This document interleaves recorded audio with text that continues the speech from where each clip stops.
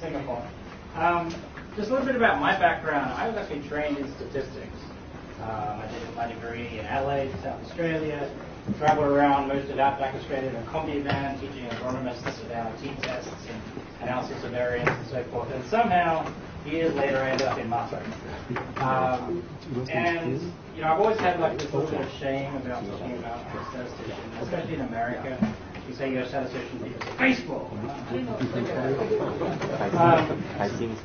But then, like about 2 years ago, in sort of the Silicon Valley area, which is where I live, there's this concept of data science rather than management. And for me, that was really, really exciting because I could say, I'm a data scientist. And people say, that's really cool. As opposed to I'm a statistician, they say, I'm talking to somebody else.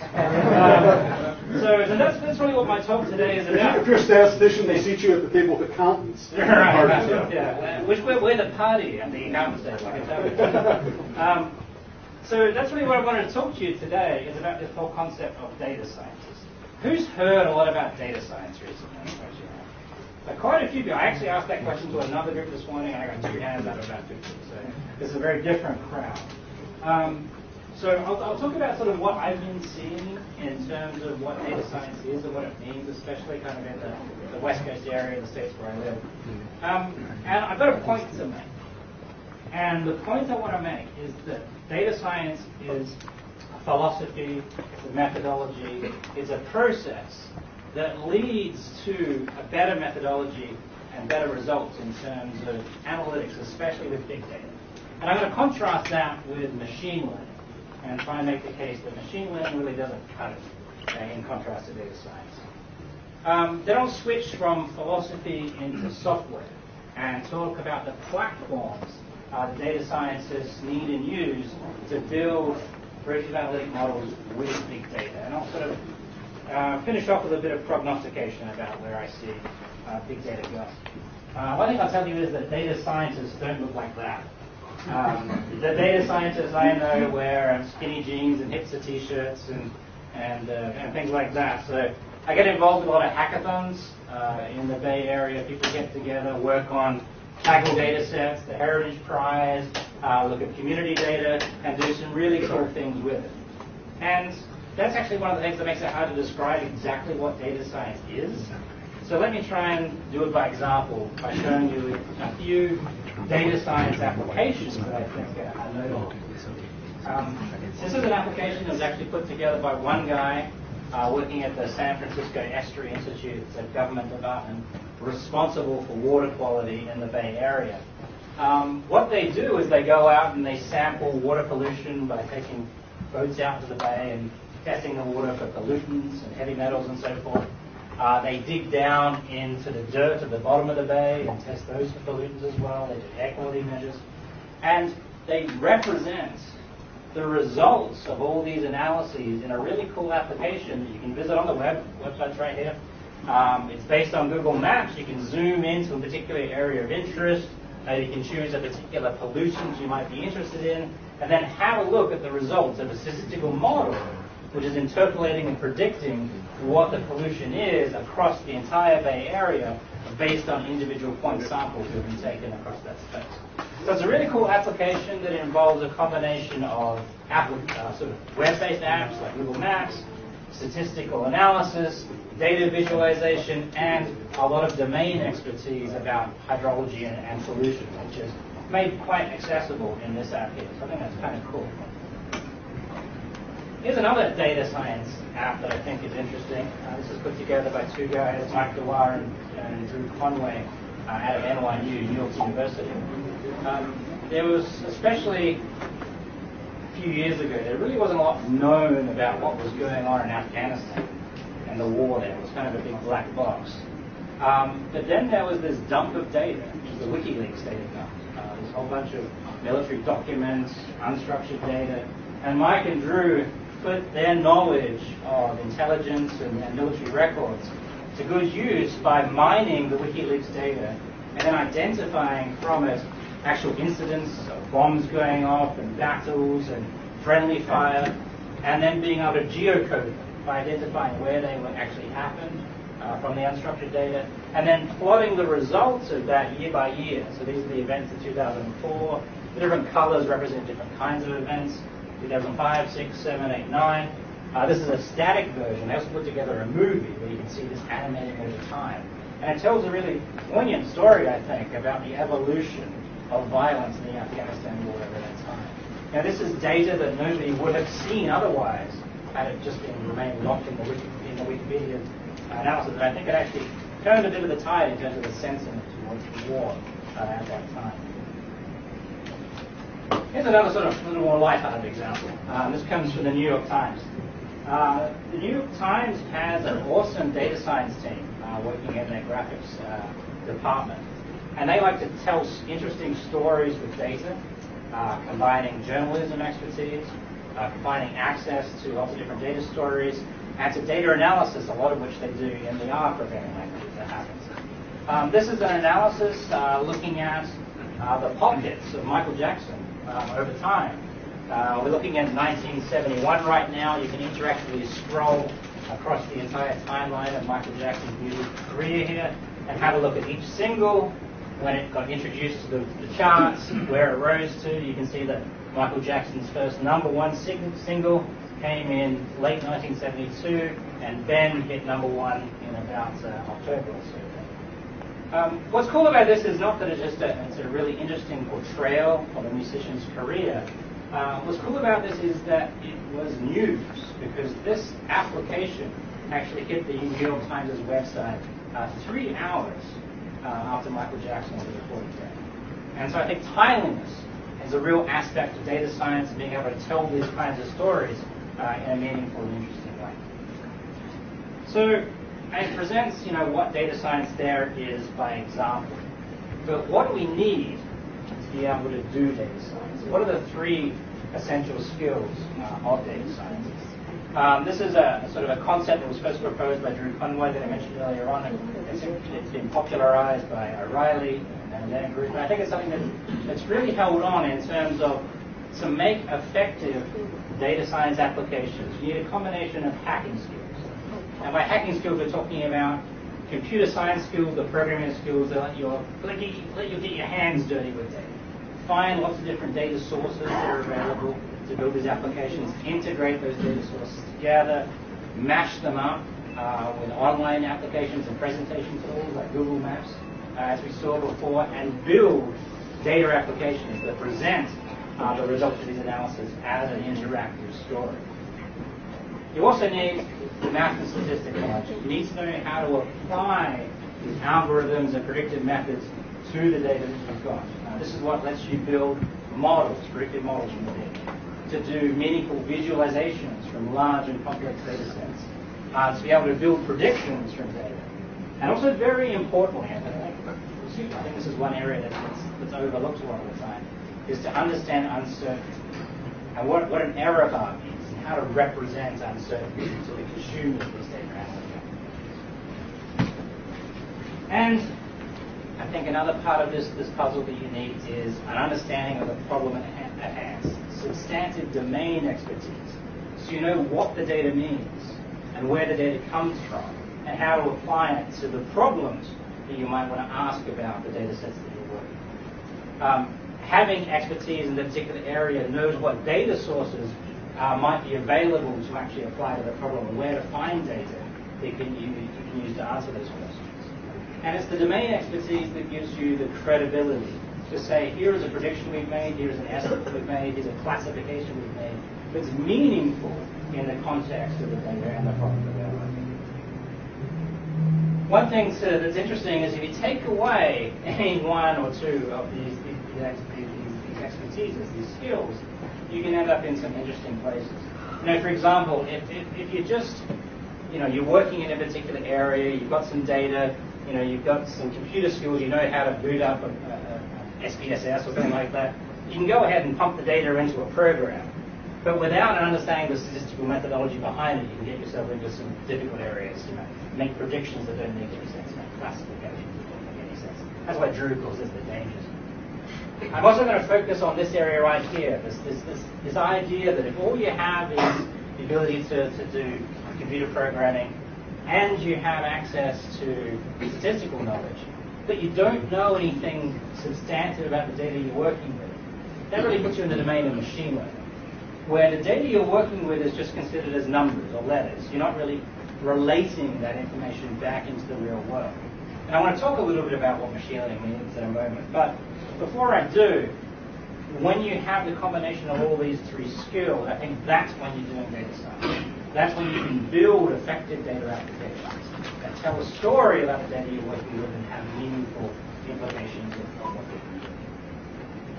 So let's move on to machine learning. Why do I say that machine learning alone isn't enough to build applications like this? And I think it's basically around this concept of working with a black box and why black boxes are important. I think I'm probably speaking to the crowd here, so I'll go through this fairly quickly and talk about just the basic process of machine learning, which is we start with data over here. But we just call this features. We just think of it as numbers. We have some kind of response that we're going to predict that's associated with the numbers that we have. We apply some machine learning technique and we get a set of rules. And we can then use those rules and apply them to a set of data that we already know the answers to, called a validation set. And the whole idea about machine learning is to say, I want to find a set of rules that when I get predictions from them, they're in some sense close to the actual data that I already have when I do the validation. And there's some accuracy measure. There's lots of ways of measuring accuracy. Let's not get into that. But this is just kind of the gold standard of machine learning, is to make this accuracy measure as high as possible. So that when we get a whole new data set, we can apply the scoring rules to that data set, get some brand new predictions that we're confident in some sense are accurate. And I'll sort of show you some counter examples where I think this breaks down. The first example I'll give you is sort of related to a lack of perspective from just the predictions we're generating from. And the example I'll give is from the financial crisis, the last 5 or 6 years, when a bunch of physicists were recruited by investment banks to go to Wall Street. And their one and only goal was to take, for example, data about home loans and mortgages in the United States, and some data which we already had about whether those mortgages failed or not, or what the value of those mortgages were, and to build a set of scoring rules that best predicted what they had already seen. They were physicists, so they didn't really relate the data back to people buying homes, moving into them, having value with them. It was just a set of scoring rules that best duplicated the data that they already had. What they didn't realize was there are a whole bunch of assumptions built into the data they were looking at. Mortgages in the United States had only been digitized for about 10 years. So there was only 10 years worth of historical data even available to them to be able to build those models. And so one of those implicit assumptions that was built into the data that they had was that the price of houses in the United States could never go down. Because it had never gone down in the last 10 years. It had 50 years ago, it had 70 years ago, but they never saw it. And of course what then happened was a black swan appeared. An event that hadn't been anticipated because they'd never seen it in that data. And that event was the price of houses did suddenly go down because of all the correlation that was suddenly inherited in the system from everybody implemented exactly the same model that said house prices were only going to go up. And that's fundamentally, in a very loose sense, what caused the housing crisis and the financial crisis worldwide. So a lack of perspective is what you get from treating data in a machine learning sense as opposed to in a data science sense. I think another thing you lose when you do machine learning without relating the data back to its source is credibility. If, for example, I was to go into a manufacturing organization that's producing products, and build a model that said our product is going to sell this much in the next 3 months, and I was going to give that number to the salespeople in the organization and said, you're going to go and sell this much more product in the next 3 months because our model says so. Now, the salespeople are going to come back to me and say, why? Why am I going to take on this much extra quota? Why are you going to make me do this much extra work? And I'm going to say, well, because the model says so. And if I can't go back and say the reason why your numbers have gone out by this much is because we have so many new clients, we have this much more market, there's this much more advertising being done. Unless I can give some kind of credible justification to it, the chances of somebody adopting the predictions that I make are just so much lower. When we use data scientific methods, and we can relate it back to the source information, we can make people believe what we say and adopt the model we produce. I want to give you one sort of very personal example about this. And that's about 3 months ago, I cancelled a credit card that I had for 10 years. I've been with the same bank, I'll tell you what it was, the Citibank, I was with them for 10 years. And then suddenly, about 6 months ago, every now and again when I went to buy something online, I went online to buy a case of wine, they would randomly void the transaction. And I call up and say, why? And they said, that was fraud. I said, no, it wasn't. I was buying wine. And I said, no, it's fraud. And then I'd say things like, well, can you tell me why you would go ahead and call this transaction fraud? And they'd say, no, we can't tell you. I don't know why. I don't know whether that was just policy. I don't know whether sort of the agents on the phone just had no idea.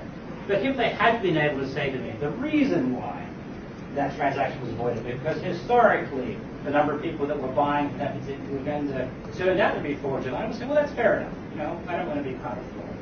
But because they couldn't tell me anything about it, because they had no credibility, I was furious and canceled the credit card I had for 10 years. One more example about machine learning, and that's that machine learning methods can turn out to be really, really complex when it comes to implementation. Who's heard of the Netflix prize? Okay, just about everybody here. What you might not know is that Netflix never implemented the winning prize. They actually implemented the second best prize.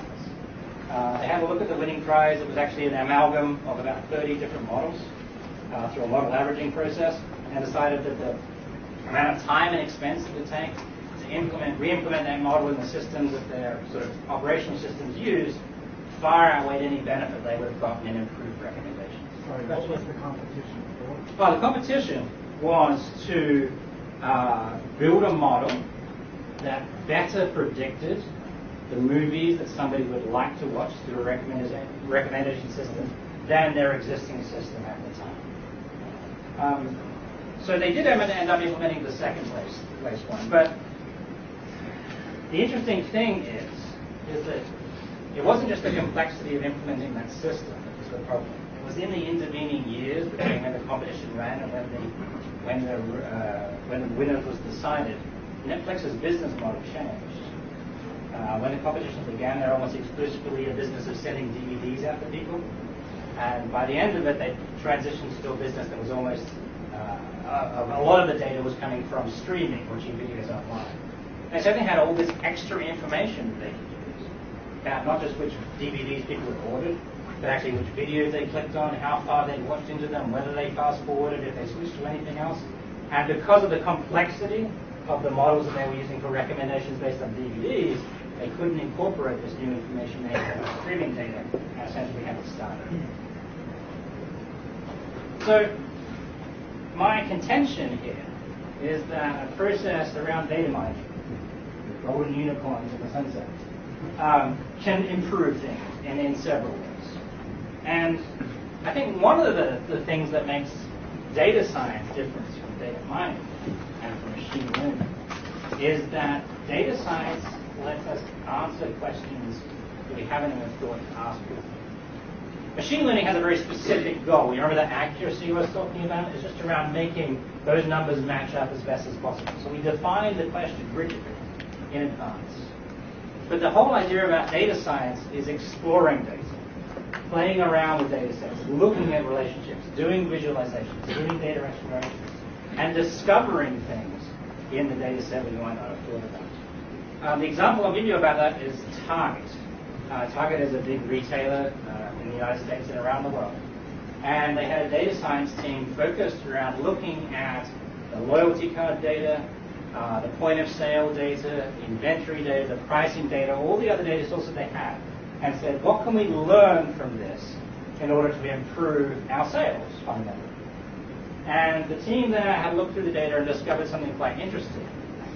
They realized that there were patterns of people purchasing certain things like baby clothes, baby equipment, and discovered that with enough modeling, they could actually identify which of their customers were pregnant, and in fact pregnant in the very early stages of pregnancy, in the 3rd month.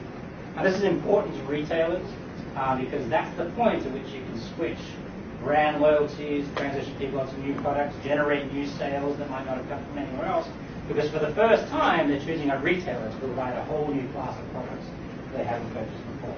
And they were able to do this very, very successfully. They were able to identify customers that were pregnant in the very early stages, send them coupons and offers for baby equipment, which are then coming to Target and buy.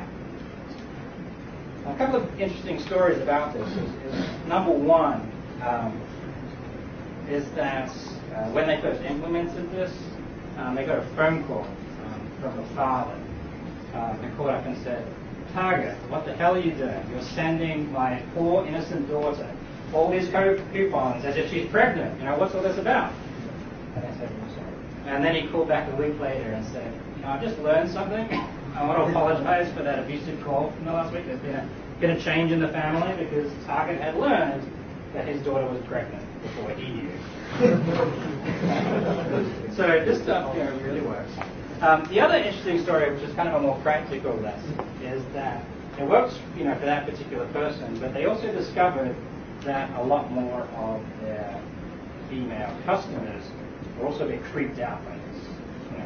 What right does Target have to know that they're pregnant when their friends don't know it? Why are they sending them all these coupons? It's creepy. So they fixed this problem by, even though they were still doing these targeted campaigns towards pregnant customers, they were mixing in the baby coupons with coupons for lawnmowers and air conditioners and pogo sticks and all this kind of random stuff.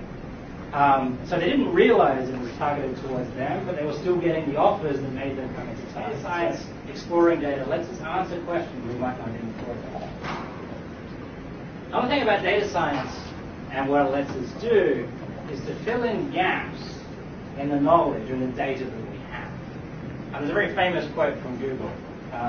It's in a form of paper down here, but Google was famous for saying that algorithms don't matter because it just matters getting more data. More data beats better algorithms every time.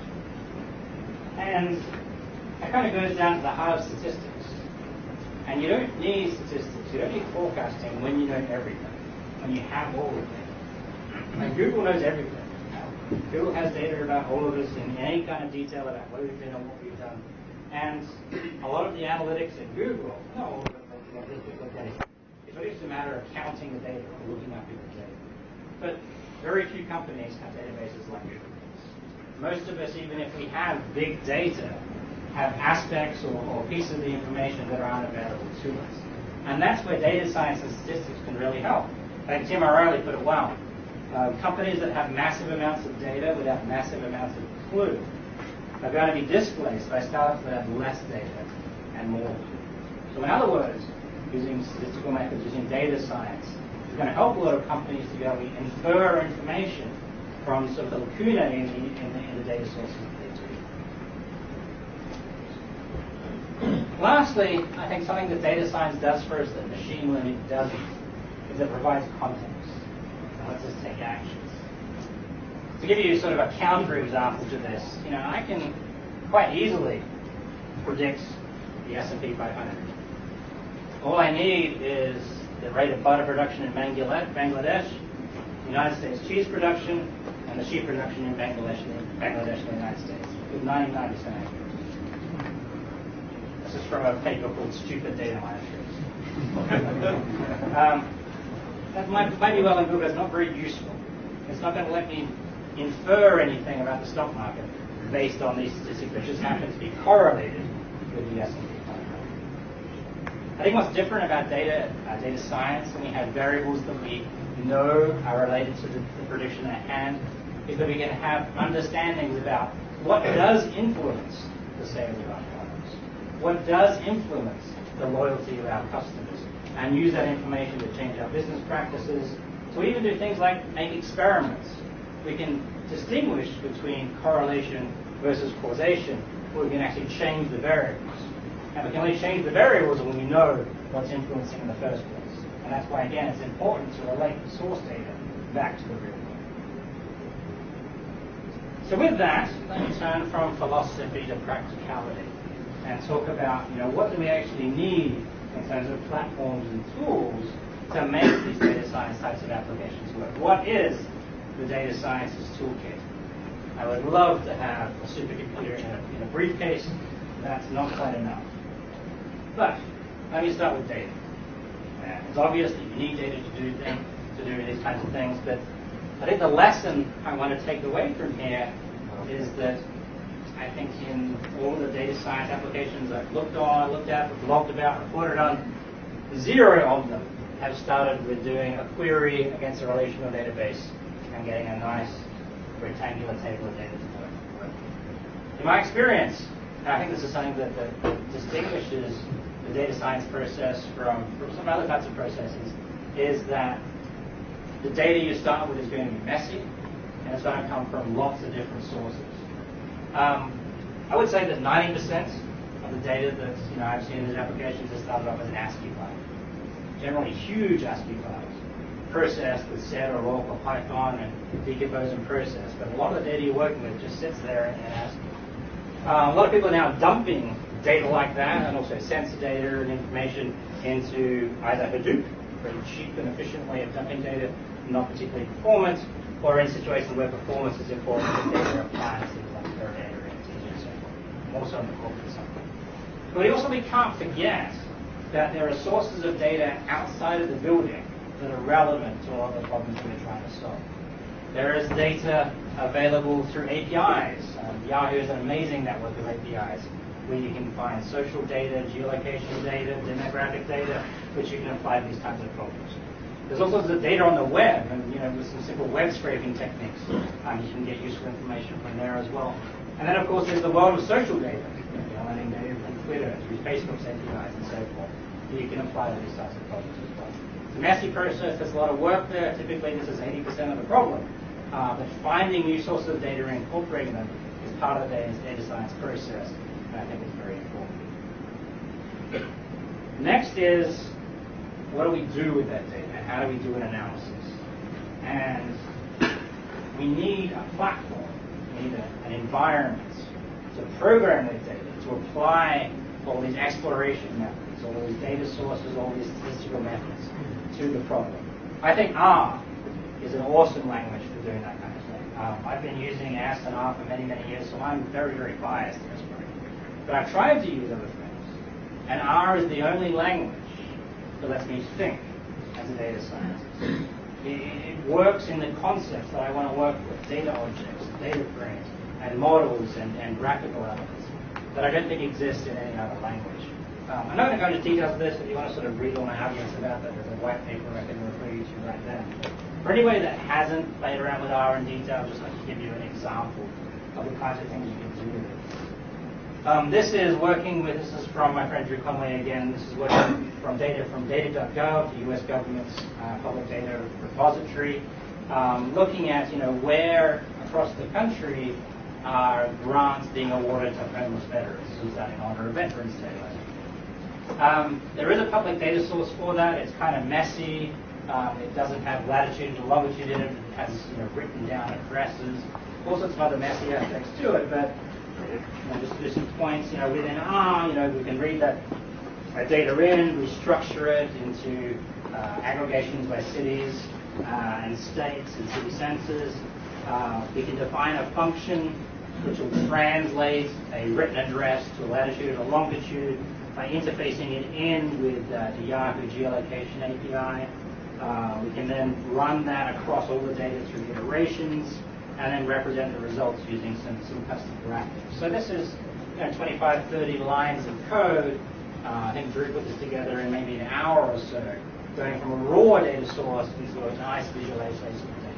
And for me, R is the only language that lets me sort of do this kind of thing without stumbling through roadblocks or twisting myself into contortions of the language with other kinds of roadblocks. I think another thing that a data scientist needs is speed. Lots and lots of speed.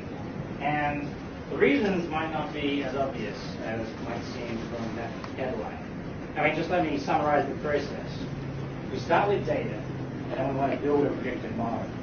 the building a predictive model isn't just pumping the data through a black box. It's an iterative process. You know, there are various ways we could select from the data, or do aggregations, or do transformations. We can transform up the variables lots of different ways.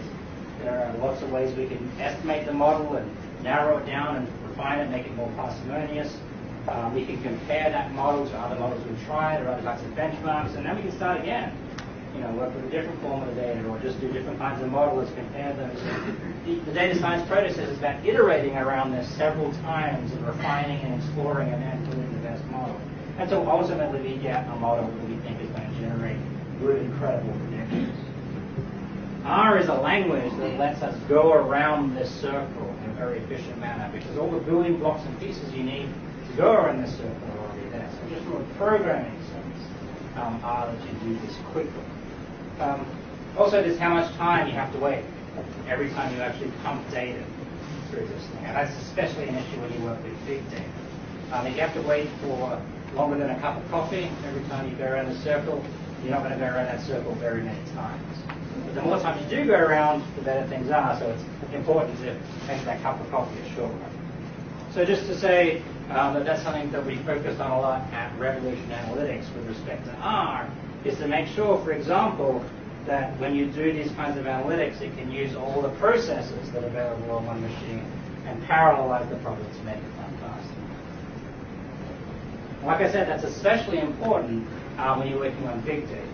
And you know, one thing that I've been working with R and big data for several years now. We had a big project, it's an ongoing project, to make all the statistical building blocks, the models like regression and clustering and neural networks and trees, work with big data. And I thought all these algorithms were out there already, that they've been done, and they haven't, that we've implemented, which is basically around splitting up big data into distinct partitions, which can then be processed in parallel and independently as part of that analysis, and then consolidate the results into one result in master. So it seems like you're working with one big data set, but in fact you're doing multiple things in parallel. We call these parallel external memory algorithms, and in the process of implementing a kind of split of those for statistical analysis and making it available in the R language for Revolution R Enterprise. And what that means is, you drink less coffee. Just to give you some examples, just using ordinary non-parallel methods. This is for logistic regression, I believe. It takes quite a long time to do this kind of analysis, even for relatively small data sets. But having algorithms that scale to very, very large data sets and don't take much longer as you run through that means you can go around that iterative process many, many more times and build much more powerful models. And of course, it's also important when it finally goes into production, you can apply those types of models to closer to real-time types of applications. So that's what the parallel algorithms. Now I've been talking about this thus far in the context of a development process. You're taking an extract of data, putting it in a local cluster, a local set of files, doing that iteration. But there are some applications too where the data is so large and living in a data warehousing appliance or living in Hadoop that it doesn't make sense to move the data. Sometimes you can't even move it. For a reason I'll get to a little bit later on. But there is a solution in those types of environments, and that is, rather than moving the data over to where we're running the code, is to develop the code and then move the code so it can run in the data. A lot of us think of Hadoop just as a file store. But of course, the Hadoop nodes are processes themselves, and you can run code on each of those processes. And this is something that the R language works particularly well for. This is a very well encapsulated language for describing analytics and data processes we do on data, which can then be farmed out through a MapReduce operation to all the individual nodes of the Hadoop cluster. And then you've got this massively parallel computing framework to do analytics on the data that's stored in Hadoop, which can then be consolidated to do analysis. That applies equally well. There's obviously a lot of differences in the architecture and implementation, but the principle is the same with data appliances. Dedicated data appliances like the IBM Matisa appliance. It has basically 12 big servers in one big box.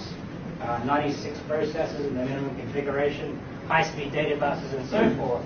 But we can do the same thing. I'm taking code that we develop either on a workstation in prototyping or in a server for production, and then move that code into the appliance using its processing power to do the same kinds of computations. If anyone's interested in the details of that, there's a whole bunch of information on the white paper.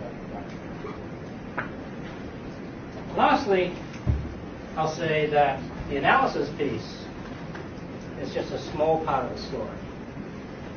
It's an important part of the story, but it's not the entire story. We've already talked about the data side of it and how it's important that, whatever analysis system you choose to use, that it can interface with all the various kinds of data stores you might be working with. Because as I said already, in the data science process, there could be lots of different data sets, data types you work with. But then there's the what do you do with the data part of the question. If you're building a data app, how can you interface that interactive application on a website with the computations that do the analytics, and in turn draw data from the data sources and deliver results through that application? And of course, the same thing applies if you're integrating analytics into a business intelligence tool, or even if you're just doing simple reporting. An entire ecosystem of technology that works together to make all that work is equally important. So to summarize, what does a data scientist need? Data scientist needs data, obviously, but importantly needs to be able to interface with lots of different kinds of data sources. A data scientist needs to be able to do exploratory data analysis, get their hands dirty, work with the data, see what's in it. Needs access to a wide variety of statistical methods, run fast and work with big data, and the ability to actually run those within a data appliance or a Hadoop ecosystem by moving code to data. I haven't talked much about visualization, but it's important to be able to do quality data visualization. That's a really important part of the communication aspect. And then if you're actually going to run this in a production system, to be able to run it in batch, work with lots of different kinds of tools, and be able to integrate it into that whole ecosystem of technology that we have. Like I said, this is sort of the marketing part of the pitch. At Revolution Analytics, we've worked hard to make R, the R language, work in all these environments. Open source R is an amazing language for doing data science, but doesn't work so well when it comes to high performance and working with big data. With our product Revolution, our enterprise, we've added additional technology to open source R to make it work with big data, make it run fast and in parallel, make it possible to run it in database and integrate into other systems. So with that, I've got a few minutes left. Let me prognosticate a little bit and talk about what I see as the future for big data analytics, based on the customers I've worked with in the data science community I interact with in the Bay Area. I think, first of all, it's kind of a trite thing to say, but data sets are not going to get any smaller. Big data is here to stay, and data is only getting larger. And I think, one of the reasons for that is that, number one, there was a lot of data that was generated in the past that previously just never collected it. It was only ever sampled instantaneously, like sensor data or web traffic data or packet data, that now is routinely being stored because we have this massive, cheap infrastructure like Hadoop, like Appliances, that just throw that data in there, and now people are figuring out, well, what can we do with it? And so data is just getting larger and larger and larger, and we're finding more and more applications that we can do. Cloud computing, doing analytics in the cloud off the grid with Amazon Web Service and so forth, hasn't been to date a big part of big data, at least in my experience. But I see it becoming more. I think one of the reasons why it hasn't been a big part of big data thus far is practicality. If I have a terabyte of data, and I want to upload it to AWS and do analytics on it, the only thing I can do is put that data on a tape, put it in a truck, ship it to Amazon, and wait till they upload it. It's not very practical, especially our data that changes all the time. But what we're seeing is more and more companies are routinely using data stores like AWS and Azure and so forth as the storage vehicle for all this streaming data. Because it scales, they don't have their own infrastructure maintained. The big example of that is Netflix. All of Netflix's data is in the cloud. And because that data is already in the cloud, they're now thinking about what analytics can we do on that data that we're not doing already, and doing that in the cloud as well. So I see more sort of scope for doing cloud computing on big data as more companies store the data. I think the demand for data scientists is hot now. It's only going to continue getting hotter. If you do a search on a job site like Indeed.com for jobs that include the term data scientist, you can see it's rocking up. Like I said, I go to a lot of meetups and hackathons in the Bay Area. Every time you go there, you see a job board with pins all over it saying, we're looking for data scientists, we're hiring. And I think that's only going to spread around the world as well. And lastly, if I can prognosticate a little bit more about sort of where the different data technologies fit in and what their use cases are. I think I get a lot of questions from clients in particular about, we want to do big data. So I'm not really sure what big data means. But should we do Hadoop? Should we buy an IBM Netezza appliance? Should we be working on a distributed cluster? What should we do? And kind of the way I see this shaking up, and kind of where our recommendations go this way, is that Hadoop is a really good, really cheap, really cost-effective way of just storing massive amounts of data that's coming in. You're not sure what to do with the data, put it in Hadoop.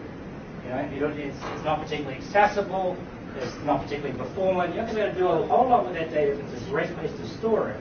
And you have all that processing power the individual nodes to do interesting things with that data, to aggregate it, to select it, to sample it, to choose from it, and then with that bit of data polishing, you can store that data in a data appliance or a data warehouse, like IBM Netezza.